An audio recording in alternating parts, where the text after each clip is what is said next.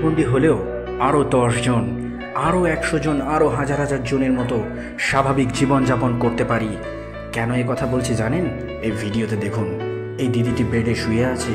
এই দিদিটি রক্তদান করছেন। হ্যাঁ, রক্তদান।